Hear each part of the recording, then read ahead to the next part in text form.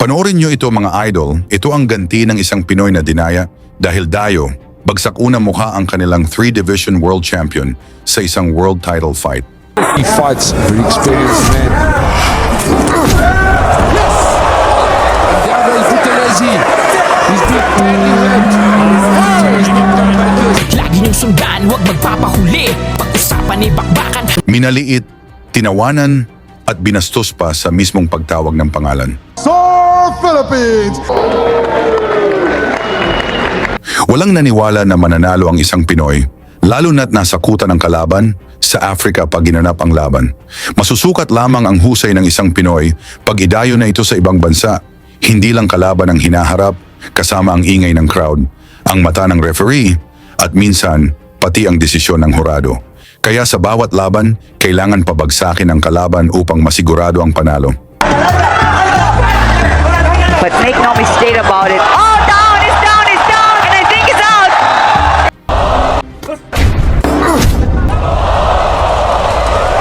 Pero iba ang kwentong ito.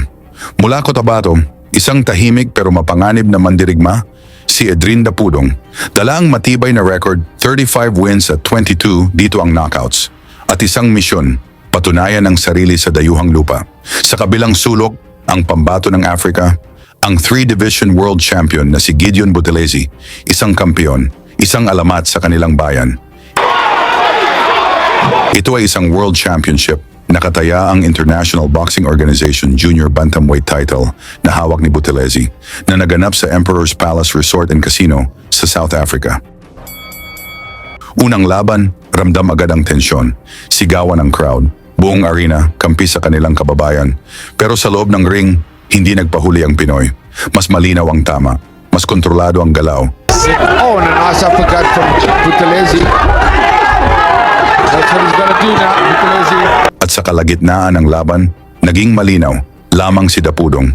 Hanggang sa dumating ang isang sandali, isang malinis na suntok, at bumagsak si Buthelezi, nakatayo pa ito at lumaban. Big left hook there from Dapudong. Oh, just when Buthelezi was coming back into the fight. Matapos ang aksyon natalo ang ating Pinoy, isang desisyon na ikinagulat sa kampo ni Dapudong. Nagprotesta ang team ng Pinoy, at sa pagsusuri, lumabas ang katotohanan. May mali sa desisyon, pero tapos na daw ang laban, kaya nagbigay na lang ito ng agarang rematch. Lumipas ang mga buwan na ganap ang rematch, bumalik si Dapudong sa Africa. Pero ngayon, wala nang balak umasa sa desisyon. Pagbukas ng laban, kalmado siya, tahimik, naghihintay.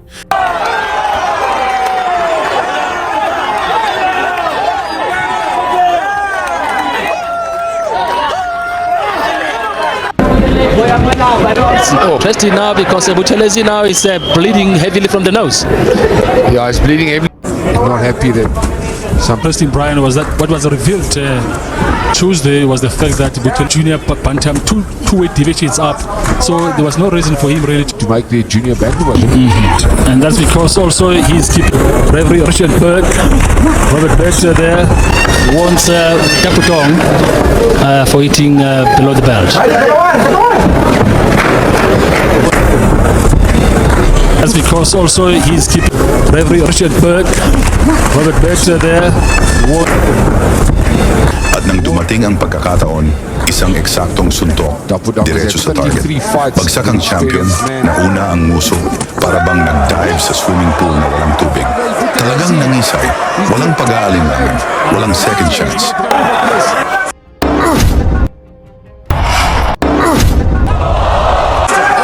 Buthelezi has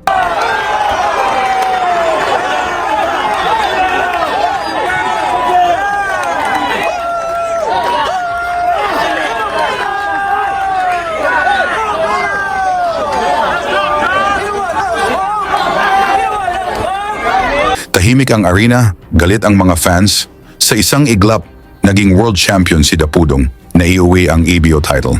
Ano ba ang masabi ninyo sa laban?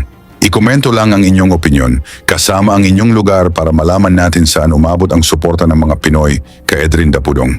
Lagi niyong sundan, huwag magpapahuli. Pag-usapan ni bakbakan, balita niya at laban. Mga Pinoy na di nagpapagapi. Salamat sa mga suporta na lagi nandyan.